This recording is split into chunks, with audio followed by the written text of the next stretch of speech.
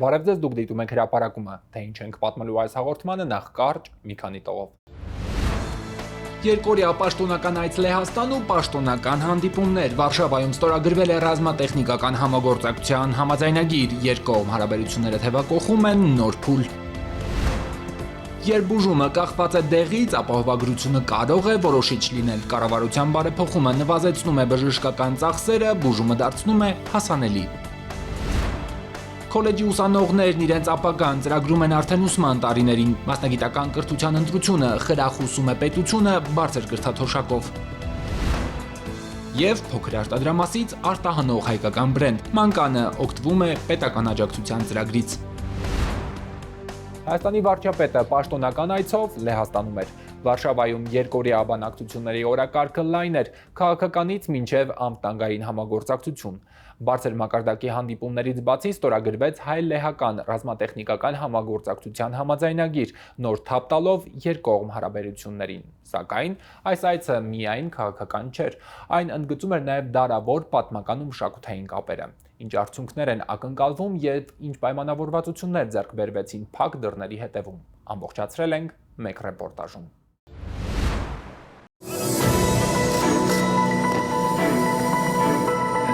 Վերջին մոտ 1.5 տասնամյակում Հայաստանի առաջին օդանավն առաջին անգամն է վայրէջք կատարում Վարշավա, մեկնարկում է Հայաստանի վարչապետի երկօրյա պաշտոնական այցը Լեհաստան։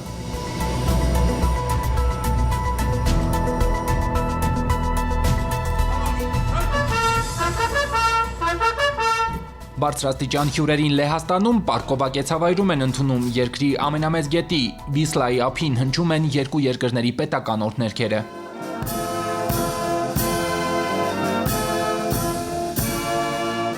Սա Հայաստանի ու Լեհաստանի վարչապետերի երրորդ հանդիպումն է, առաջինը 2018-ին էր, երբ Դոնալդ Տուսկը ղեկավարում էր Եվրոպական խորհուրդը։ Լեհաստանի մարտական դրոշի առջև խոնարհումից ու Չոեմ Ժոնեզի պատվո պահակախմբի զինվորներին արողակարգային ողջույնից հետո երկու երկրների ղեկավարները գնում են առանձնազրույցի։ Փաշինյանն էլ Տուսկն էլ հայտարարել են, այս այցը նոր ազդակ կտա երկկողմ հարաբերությունների զարգացմանը բոլոր ուղղություններով։ Հայաստանի վարչապետի այս այցը սովորական հերթական դիվանագիտական հանդիպումը չէ։ Բառացիորեն Նիկոլ Փաշինյանի այցից մի քանի օր առաջ պաշտոնական Երևանը հավանություն տվեց Հայաստանի և Լեհաստանի միջև ռազմատեխնիկական համագործակցության համաձայնագրի ստորագրմանը։ Սա արդեն նշանակում է հարաբերություններում նոր փուլ ու նոր մակարդակ։ Համաձայնագրով սահմանվելու են համագործակցության հիմնական սկզբունքներն ու ընթացակարգերը, ստեղծվելու են հիմքեր պաշտպանական գերատեսչությունների ավելի սերտ գործակցության համար։ Փաստաթուղթն արդեն բանակցված, կազմված է, պատրաստ ստորագրման։ Մինչև այդ արողակարգային տեխնիկական վերջին հստակեցումներն են։ Այն, որ նախապատրաստվողներից մեկը Հայկ Հարությունյանն է, արտաքին գործերի նախարարի օգնականը, հուշում է, հայկական կողմից փաստաթղթի տակ ստորագրությունը կդնի Արարատ Միրզոյանը։ Վիտոլդ Պլեցկու երկրորդ աշխարհամարտի Լեհաստանի հերոսի անունը կրող այս սրահում շուտով երկու երկրների ղեկավարները կանոնսեն այն ամենի մասին, ինչ քննարկել են փակ դռների հետևում։ Լրագրողները արդեն պատրաստ են, սպասում են հայտարարությունների։ Մեկ տասնյակից ավելի լեհական լրատվամիջոց է հավատարմագրվել իրադարձությունը լուսաբանելու համար։ Նրանցից շատերի աշխատանքն ուղիղ եթերում է։ Հայկական պատվիրակությունը սրահ է ժամանում բարձր տրամադրությամբ։ Հայաստանի ու Լեհաստանի բարձրաստիճան պաշտոնյաների տրամադրությունն էլ լավ է։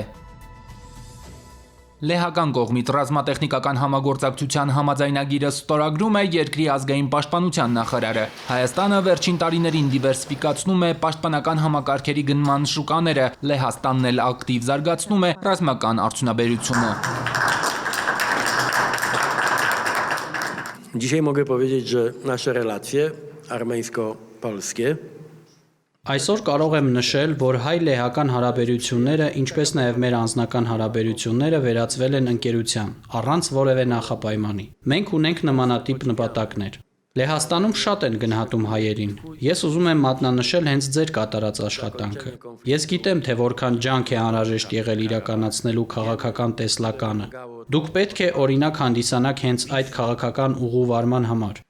Նաև պետք է ամբողջ հանրությանը ներկայացնել, որ չափազանց կարևոր է խաղաղությունը։ Խաղաղությունն առաջնահերթ կետ է, թեև դա բարդ ճանապարհ է եւ պահանջում է մեծ աշխատանք, ինչը շատ գովելի է եւ գնահատվում է իմ կողմից։ Ցանկանում եմ հայ ազգին եւ անձամբ ձեզ ամենայն հաջողություն այդ ճանապարհին։ Այն, որ Փաշինյան-Տուսկ հարաբերությունները ջերմ են, նույնիսկ ընկերական, մինչև պաշտոնական հայտարարություններն էլ պարզ էին, արդեն ավանդական դարձած Հայաստանի վարչապետի սոցցանցային հրապարակման մեջ խոսքով չէ, որ Դոնալդ Տուսկն արտահայտում է հատուկ վերաբերմունքը։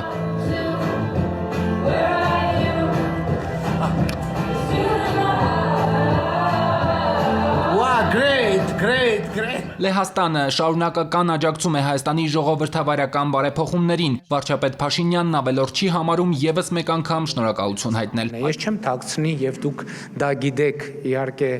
ոչ լսելով, որ ժողովրդավարական բարեփոխումները շատ բարդ գործընթաց են։ Իրենք իրենց հետ բերում են մարտահրավերներ, իրենք իրենց հետ բերում են կասկածներ, եւ ես կարծում եմ, որ Լեհաստանը այդ առումով շատ վառ օրինակ է, թե ինչպես կարող է ժողովրդավարությունը զուգակցվել ուժեղ անվտանգային համակարգի, ուժեղ տնտեսության հետ եւ իհարկե ուժեղ գործընկերության հետ միջազգային ասպարեզում։ Աջակցություն կա նաև տարածաշրջանում մեկնարկած խաղաղության գործընթացին։ Լեհաստանը խաղաղության գինն ու արդյունքները շատ լավ գիտի։ Միշտ էլ կան փաստարկներ ընդդեմ խաղաղության, բայց շատ կարևոր է ունենալ եւ կարողանալ հենվել այն փաստարկների վրա, որոնք ի ցույց են դնում խաղաղության այլընտրանք լինելը, ժողովրդավարության այլընտրանք լինելը եւ ազատության այլընտրանք լինելը եւ ազատության այն ճանապարհը, որ Լեհաստանը անցել է եւ ժողովրդավարական հասարակության կառուցման այս գործընթացը իհարկե մեզ համար օրինակելի է։ Վարչապետերը բաժանվում են շուտով հանդիպելու ակնկալիքով, այդ անգամ արդեն Հայաստանում։ Մայիսին Երևանը հյուրընկալելու է Եվրոպական քաղաքական համայնքի 8-րդ գագաթաժողովը։ Մինչև այդ պաշտոնական այցի շրջանակում Նիկոլ Փաշինյանը հանդիպում է Լեհաստանի նախագահի հետ։ Կարևորում Լեհաստանի դերը Հայաստան-Եվրամիություն կապերի խորացման գործում։ Նախագահական նստավայրի կապույտ սենյակում արդեն բարձրաստիճան պաշտոնյաները քննարկում են երկու երկրների հարաբերությունները զարգացնելու, ամրապնդելու նոր հնարավորությունները։ Կակաչներն արդեն Լեհաստանի սենատի նախագահի համար են։ Մալգոժատա Կիդավա-Բլոնսկայի հետ զրույցում կարևորվում են միջխորհրդարանական համագործակցության շարունակական զարգացումն ու միջազգային հարթակներում փոխգործակցության խորացումը։ Փաշինյանի հետ հանդիպմանը սպասում են նաև լեհ վերլուծաբանները։ Լեհաստանի միջազգային հարաբերությունների ինստիտուտում հաճախ են կազմակերպվում փակ ու բաց բարձր մակարդակի քննարկումներ։ Իրար կողք դրված Հայաստանի ու Լեհաստանի դրոշներն ավելի են մոտեցվում ու մեկնարկում է Նիկոլ Փաշինյանի դասախոսությունը։ Վարշավայի դիվանագիտական ուղեղային կենտրոնում հնչում են հայկական ուղերձները։ Now it is very important to state that 2025 Հիմա շատ կարևոր է ընդգծել, որ 2025 թվականն առաջին տարին էր մեր անկախացումից ի վեր, երբ հայկական եւ ադրբեջանական զորքերի միջև հրաձգությունների պատճառով չեղան սահմանային զոհեր։ Եվ հիմա կա իրական խաղաղություն մեր տարածաշրջանում։ Այժմ մենք ունենք խաղաղություն, բայց խաղաղությունը պետք է ամրապնդել, ինստիտուցիոնալ դարձնել եւ դրա համար մեզ անհրաժեշտ է շարունակաբար ջանք գործադրել, քանի որ խաղաղությունը կա, բայց այն չի կարող անուշադրության մատնվել, այլապես այն կարող է ոչնչանալ։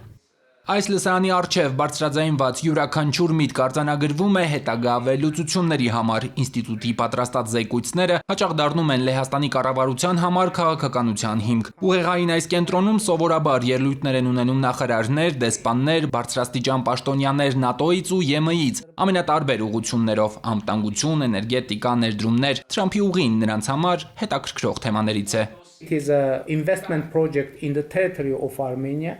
and it will include railway. Դա ներդրումային նախագիծ է Հայաստանի տարածքում եւ ներառելու է երկաթուղի Հայաստանի տարածքով, որը կկապակցի Արևելքը եւ Արևմուտքը, այդ թվում Ադրբեջանի հիմնական մասը Նախիջևանի ինքնավար հանրապետության հետ եւ կբացի երկաթուղային կապը Հայաստանի համար դեպի հարավ։ Թրամփի ուղին, որը Հայաստանի կառավարության խաղաղության խաչմերուկ նախագծի շատ կարևոր մաս է, նոր ճանապարհ, նոր մատակարարման ուղի կստեղծի Արևելքից Արևմուտք, Եվրոպական միությունից դեպի Կենտրոնական Ասիա, Կենտրոնական Ասիայից դեպի Եվրոպական միություն։ Վարչապետը նաև պատասխանել է Լեհաստանում մոտորերկրյա դեսպաններին, դիվանագետներին եւ հետազոտողներին հետաքրքրող այլ թեմաներով հարցերին։ Հայ-լեհական հարաբերությունները միայն քաղաքական օրակարգով չեն սահմանափակվում։ Կապերը, որոնք ստեղծվել են դեռևս միջնադարում, պահպանվում են մինչև այսօր մշակութային ու գիտական մակարդակներում։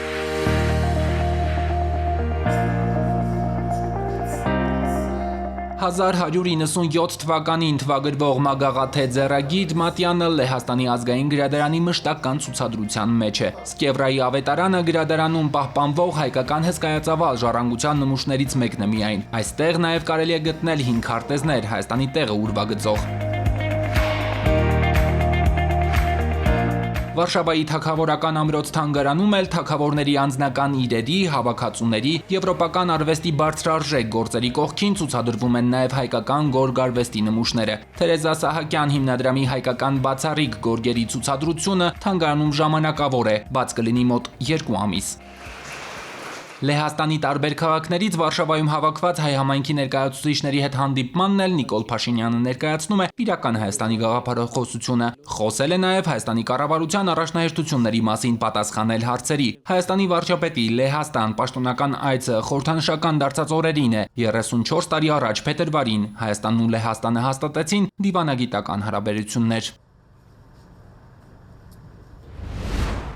Առողջության համընդհանուր ապահովագրությունը հնարավորություն է ոչ միայն կարիքի դեպքում օգտվել բժշկական լայնածածկույթ ծառայություններից, միջամտություններից, նաև ազատվել ցուցված դեղորայքի ծախսից։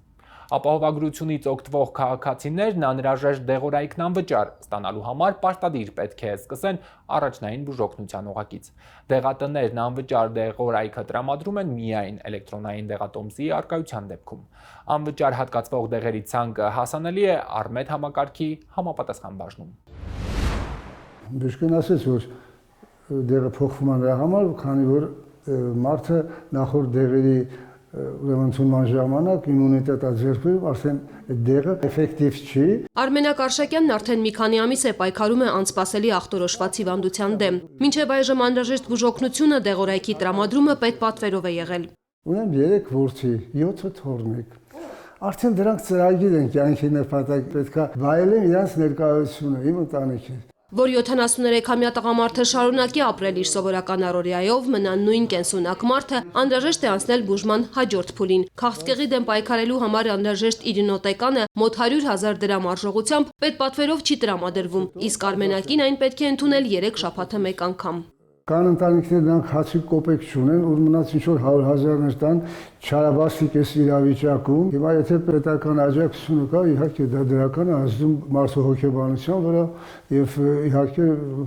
առողջության համար։ Արմենակը կյանքը փրկող դեղամիջոցն արդեն ստանում է առողջության համընդհանուր ապահովագրության շնորհիվ։ Նա կշարունակի ստանալ անհրաժեշտ բուժօգնությունը, որքան դրա կարիքը լինի, եւ այդ ընթացքում ոչ հիվանդը, ոչ էլ հարազատները ստիպված չեն լինի ֆինանսական խնդիրներով ծանրաբեռնվել։ Հիմնականում երբ է առաջանում բժիշկ-պացիենտ փոխհարաբերությունների մեջ լարվածություն, երբ բուժման խոսակցության մեջ կա ֆինանսական հարցեր։ Եթե ֆինանսական հարցերը դուրս է գալի մեջտեղից, չկա վախեր վայ դեղորայքը ինչպես առնեմ, չկա վախեր վայ բժշկի գումարը ինչպես տամ, հա, եւ այդ ամենը բերում է, որ բուժառուները ավելի այսպես հանգիստ են մոտենում իրենց բուժմանը եւ բժշկի նշանակումներին եւ չի առաջանում որոշակի լարվածություն։ Որպեսզի առողջության համընդհանուր ապահովագրության շահառուները կարողանան նաև անհրաժեշտ դեղորայքը ստանալ անվճար, պարտադիր պետք է սկսել առաջնային բուժօգնության օղակից։ Տարեսկզբից բոլոր պոլիկլինիկաներն աշխատում են գերծանրաբեռնված։ Մոտենում է բուժող բժշկին, եթե ունի համապատասխան ախտորոշում, արդեն իսկ այդ ախտորոշման համաձայն, եթե կարիք չկա լրացուցիչ հետազոտությունների, արդեն իսկ նշանակված դեղորայքը, եթե ունի քրոնիկ հիվանդություններ, դուրս է գրվում 3 ամիս ժամկետով, որը նվազեցնում է պացիենտների ավելորդ այցելությունները բժշկական հաստատություն։ 65 տարեկանից բարձր ամբողջ մեր բնակչությունը հիմա կարող է օգտվել ապահովագրությունից, պատկերացրեք ինչքան մարդ օգտվում է դեղորայքի ձեռքբերումից անվճար պայմաններով։ Ինչքան էլ բժիշկը ուզենա լավ բուժել, եթե հիվանդը չի կարողանում նշված դեղորայքը վերցնել, արդեն բուժումը թերի է կամ որակով չէ։ 65-ից բարձր տարիքի քաղաքացիների համար դեղատոմսի ամսական միջին արժեքը կազմում է մոտ 20,000 դրամ։ Առողջության համընդհանուր ապահովագրության շահառուները անվճար դեղորայքը կարող են ստանալ միայն էլեկտրոնային դեղատոմսով։ Այն կարող է տրամադրվել եւ պոլիկլինիկային բուժզնություն անցնելուց հետո եւ ցանկացած բժշկական կենտրոնում, որտեղ ուղեգրվում է պացիենտը։ Մնում է մոտենալ ապահովագրությանը միացած որևէ դեղատուն, պարտադիր ունենալով սոցքարտ կամ անձնագիր եւ անվճար ստանալ դեղատոմսով դուրս գրված դեղը։ Առողջության համընդհանուր ապահովագրությունը տալիս է այդ մեծ հնարավորությունը պացիենտին օգտվել այս անվճար կամ համապատասխան փոխհատուցմամբ ստացվող դեղերից։ Այս ցանկը ընդգրկվել է հաշվի առնելով Հայաստանի Հանրապետությունում հիմնական դեղերի ցանկը, որտեղ ներառված են բոլոր այն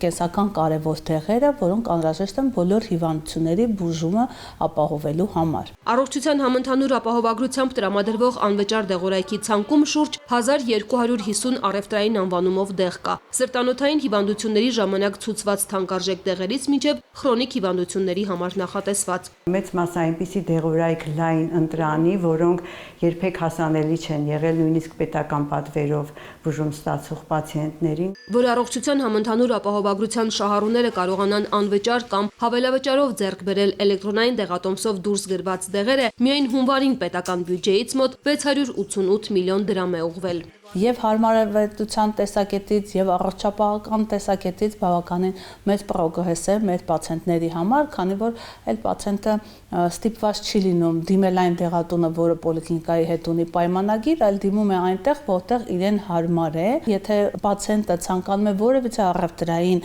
անվանումով դեղը, որովհետեւ ինչ որ մի երկրի արտադրության, դա կարող է ինքը ընտրել պացիենտը արդեն դեղատանը կամ անվճար ստանալով կամ համապատասխան հավելավճարով ստանալ այն դեղը, որ ինքը նախընտրում է։ Ապահովագրություն ունեցողները դեղերը կարող են ձեռք բերել Երևանի ու մարզերի բազմաթիվ դեղատներից։ Լիցենզավորված 2200 դեղատնից ապահովագրության ծրագրին միացել է մոտ 1020-ը, առայժմ 1020-ը։ Առողջապահության նախարարությունից տեղեկացնում են, որ դեղատների ցանկն ու աշխարհագրությունն աստիճանաբար ընդլայնվում է։ Բարձր կրթաթոշակ գերակա ճանաչված ոլորտներում մասնագիտանալ ցանկացող ուսանողների համար։ Արդյունաբերություն, գյուղատնտեսություն, շինարարություն 2023-ից սկսած պետությունն այս ոլորտներին առնչվող մասնագիտություններն ընտրող քոլեջների ուսանողներին որպես մոտիվացիա տալիս է մինչև 55,000 դրամ կրթաթոշակ։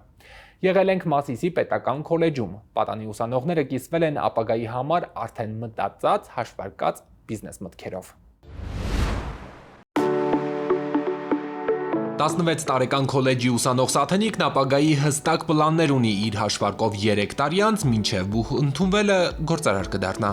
Կբացեմ իմ ջերմոցը էկզոտիկ մրգերի։ Բիզնես պլանն արդեն պատրաստ է, անհրաժեշտ ներդրումներն էլ մաս-մաս հավաքում է։ Ուսման համար ընտրել է մասնագիտություն, որը կառավարության առաջնահերթություններից է։ Ամեն ամիս պետությունից ստանում է 50,000 դրամ կրթաթոշակ։ Որոշել եմ այդ կրթաթոշակը բանկում ավանդներ դնել, պահպանել 3 տարիների ընթացքում։ Սահմանված մասնագիտություններով սովորող բոլոր ուսանողներն են մեկնարկային տարում կրթաթոշակ ստանում, շարունակում են ստանալ, եթե պահում են առաջադիմությունը։ Վահանն օրինակ արդեն 3-րդ տարին է կրթաթոշակը ոչ թե ծախսում է, այլ կուտակում սեփական ջերմատան համար անհրաժեշտ դետալներ գնելու համար։ Կրթաթոշակը մեր համար մոտիվացիա է, որ մենք համ շատ լավ սովորենք, համ ինչու ոչ պահպանենք, ով վատ է սովորում իր համար մոտիվացիա, որ մյուս տարի ավելի լավ սովորի, որ կրթաթոշակը բարձրանա։ 2023-ից սկսած պետությունն ամեն տարի գերակա ճանաչված ոլորտներն ընտրող քոլեջի ուսանողներին նախկին 4-4.500 դրամի փոխարեն մոտիվացնում է ավելի քան տասնապատիկով։ Արդյունաբերություն, գյուղատնտեսություն, շինարարություն, հիմա ցանկում ներառված է մոտ 7 տասնյակ մասնագիտություն։ Բարձր կրթաթոշակի հնարավորություն ունեն նաև սոցիալական մի շարք խմբերի ուսանողներ։ Շահառու են հանդիսանում նաև առանց ծնողական խնամքի մնացած երեխաների սոցիալական պաշտպանության մասին օրենքի շրջանակում շահառու հանդիսացողները, հաշմանդամություն ունեցող երեխաները, սահմանամերձ եւ բարձր լեռնային գոտում բնակվող ուսանողները, որոնք ստանում են 25,000 դրամ կրթաթոշակ։ Գերազանց առաջադիմության դեպքում բոլոր ուսանողներն էլ կարող են հավակնել 55,000 դրամ կրթաթոշակի։ Ծրագրի մեկնարկային տարում ցանկում ներառված մասնագիտություններն ընտրել էր ընդամենը 840 ուսանող, 2025-ին արդեն ավելի քան 1700։ Վերջին 2 տարիներին առհասարակ մեզ մոտ ընդունելությունը 100%-ով կատարվում է եւ շատ դիմորդներ ունեցել ենք նաեւ հետո երկրորդ փուլի համար, բայց արդեն հատկացված տեղեր չունեինք։ Բոլորը սպառվել էին, դա երբևէ չեղած դեպք էր քոլեջի պատմության համար։ Քոլեջների ուսանողներն, ովքեր հեռվից են գալիս, նաև գնալ-գալու մասին կարող են չմտահոգվել։ Մասնագիտական կրթությունը խրախուսելու համար պետությունը տալիս է նաև ճանապարհածախսի փոխհատուցում։ Մոտ 8 տարի խաղալիքների վաճառքով զբաղվող ընկերությունը 2000-ին որոշեց փափուկ խաղալիքների սեփական արտադրություն հիմնել։ Սկսեցին կարի 1 մեքենայով, 1 աշխատողով։ Մանկան ապրանքանիշը շատ արագ տեղական շուկայում մեծ պահանջարկ ձևավորեց, սեփական վաճառակետերում ներմուծված տեսականուց հրաժարվեց։ Հիմա արդեն նաև արտահանում է ԱՄՆ, Կանադա, պատվերների են սպասում եվրոպական շուկայից։ Մրցունակ արտադրանք ունենալու համար կառավարությունը 2024-ին արտոնել է ընկերությանը մինչև 2027-ը հումքերը ներմուծել առանց մաքսատուրքի։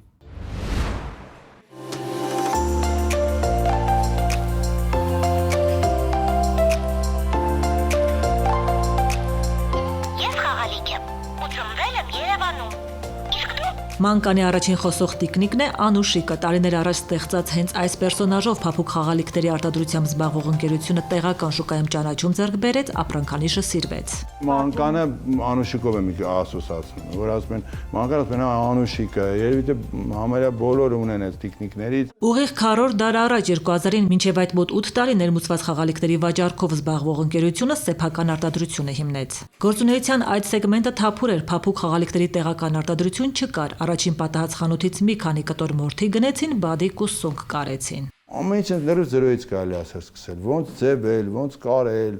ոնց լցնել, ոնց ձևավորել։ Մի կարի մեքենա ենք ունեցել։ Այսօր արդեն մանկանը մի քանի հարկանի ընդարձակ տարածքում է գործը զարգացնում, իսկ սեփական վաճառակետերում դեռ տարիներ առաջ է փափուկ խաղալիքների ներմուծված տեսականուց հրաժարվել։ Երկուս իրար կողք դերած էր ու շատ երկար։ Հետո կամաց մենք հասկացանք, որ ներմուծված խաղալիքների վաճառքը այս մերինի կողքը ընդհանրապես չի վաճառվում ու եկանք նրան, որ շուկայից դուրս հանեց, մեր շուկայից, մանկանի շուկայից։ Made in Armenia մակնշմամբ փափլիկները ոչ միայն Հայաստանում ընդունվեցին, սիրվեցին, նաև արտերկրում հաջողությամբ սկսեցին վաճառվել։ Ռուսաստան է արտահանում, Ամերիկա է արտահանում, Կանադա ենք արտահանել, այս վերջերս վերադարձանք Գերմանիայից, Նյուրնբերգից, այնտեղ ցուցադրվեցինք, հիմա հույսում ենք նոր գործընկերներ ձեռք կբերենք։ Արտադրությունը կազմակերպում են միայն բարձրորակ հումքերով, որոնք ներկրում են երրորդ երկրներից։ Նաև չիպեր են ներմուծում, որոնք օգտագործվում են ինտերակտիվ, երգող, խոսող, շարժվող խաղալիքների արտադրության մեջ։ 2024-ին մանկանը որոշեց ներդրումային նոր ծրագիրը ներկայացնել կառավարություն, մաքսատուրքի արտոնություն ստանալ։ Երբ որ մենք դիմում էինք, ինձ իմ ընկերներն ասեցին, քոնը քիչ է, փոքր է, քեզ կմերժեն, հաստատ ծավալները այդքան մեծ չի, ինձ թվում ավելի մեծերին կարող է միգուցե էլի արտոնություններ տան, կարող է դուք որպես տես փոքր ծավալների համար ձեր բան շարեք, բայց ես ամեն դեպքում դիմեցի։ Ուրախությանը մեծ, որ մեզ չմերժեցին, ու մեզ այդ արտոնությունը հատկացրեցին։ Շուրջ 311 միլիոն դրամի հումք են նախատեսում ներկրել մինչև ծրագրի ավարտ։ Մաքսատուրքի ընդհանուր արտոնությունը մոտ 27 միլիոն դրամ կկազմի, ընթացքից գոհ են։ Մներենք մուծե 80 միլիոնի ապրանք, հա, միջև օրս, այսինքն այս տարի 3 ամսվա մեջ։ Մաքսատուրքի արտոնությունի 10 միլիոն դրամ մենք օգտվել ենք։ Պետական աջակցությունը հնարավորություն է տալիս մրցակցային դիրքը բարելավել, ավելի ճկուն գնային քաղաքականություն վարել, նոր աշխատակիցների գործումներ գրավել, ավելի բարձր աշխատավարձ սահմանել։ Մանկանի մեծ ընտանիքը 100 հոգուց ավել մարդ է ներառում, պետք է որ շատանանք, ավելանանք, ընդլայնվենք։ Այս տարի մեր համար բեկումնավոր տարի պետք է լինի, շատ մեծ պլաններ ունենք, որ պետք է մեր արտադրամասը մեծացնենք։ Արտադրական մակերեսը պլանավորում են ընդլայնել մոտ 1200 քառակուսի մետրով, կհագեցնեն նոր սարքավորումներով ու նոր տեմպ կվերցնեն, իսկ աշխատակիցների թիվը մինչև 2027 մտադիր են հասցնել 160-ի։ Դուք դիտում եք հրապարակումը, շնորհակալություն ուշադրության համար։ Կհանդիպենք։